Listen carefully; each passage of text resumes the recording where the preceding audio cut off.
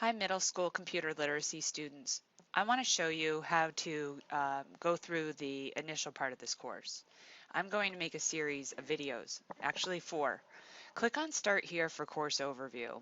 And what I want you to do is take a look at the window here. And I know in our welcome calls we covered this, but we didn't go into details. So I'm going to make a video for each lesson. If I click on the table of contents here at the top, you can see there's lesson 1, lesson 2, lesson 3, and lesson 4. Okay, so let's just get started here. So on course overview, I'm going to tab over to the next page, and that is the introduction. And in lesson 1, start the course, you'll learn about what your computer must have for you to take the course. If you're working on this course at home, that matters. Working on it at school, they've taken care of that for you. How to move through the course, use different operating systems, and switch between windows. Let's just forward to the next lesson, and it tells us what the computer requirements are. Now I'm going to use my I lost my window, Alt Tab, to try to find, there it is, comes back. And we'll cover that in a moment. Click on forward to bypass the computer requirements as your school is taking care of that for you. This just talks about moving back and forth between the pages and also viewing the table of contents. Next screen. So in addition to that, you'll want to know what the practice sessions are for. So sometimes you'll see practice sections and you need to click on them. So this question was, how can you maneuver through the course? And if you're correct, you will get a good job. If you're not, it'll say try again. So when I selected press the up and down arrow key, it wasn't right. So I'm going to click that. Good job. You can click forward and back or use the table of contents. And so I'm happy about that and I'm ready to move on. If you see practice sections in your modules, go ahead and take advantage of those to test whether or not you understood the lesson. Tabbed pages. Some pages in the course will have tabs like the ones below. So to move between them, you read the content on the first tab, and to get to the second one, you just select it, and then you'll see that this tab 2 will become more prominent and bold, and you can read the information and do what you need to do there. Once completed with all the tabs, you just move on to the next window. Still in lesson 1, start this course.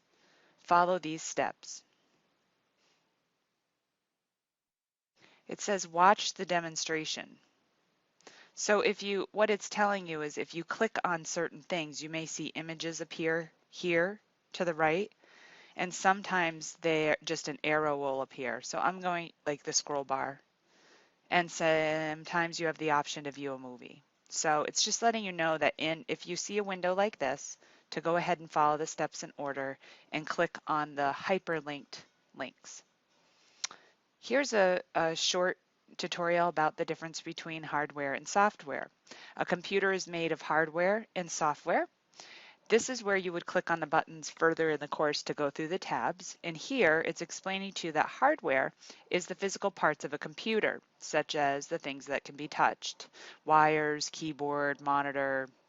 Software, on the other hand, is the non-physical parts. So you can't see it or touch it, but it can make things happen. Software programs are specific types of programs with specific purposes. Go ahead and tab over. An operating system manages all of the hardware and software on the computer. It helps the physical hardware, parts of the computer, communicate with each other to make sure the software programs can complete the tasks. So each operating system has its own look and works a little different than others. And you're used to Microsoft Windows or Mac OS X, generally speaking. The instructions and images in this course were made for Windows XP. So if you're running Windows 7 or even Windows 8, probably you'll be fine with that. And if you're running a different OS, some of the images won't match your system, but you should be able to go ahead and apply that to whatever operating system you're using. Here's a reference to a taskbar, which has also changed with Windows 8 and is different on a Mac. So your taskbar is at the bottom, and on a Mac it's called a dock. It's basically what programs you have open. Pressing multiple keys. Sometimes in the course, it'll tell you to press more than one key, like Control C is copy, Control V is paste. So if you see something like here where it says Control Z, then hold down the Control key and hold that letter key at that letter at the same time. So let's go to the next screen and we'll learn a little bit more about multiple keys. If you hold down the Alt key and the tab, it will move between windows. So that window's open somewhere on my computer.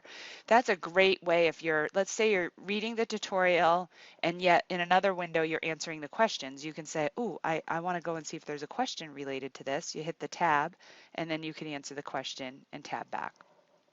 So that is Alt Tab, switching between windows. So you're done with lesson 1 now in the course overview. I'm going to close this video and allow you to go to lesson 2 in the next video.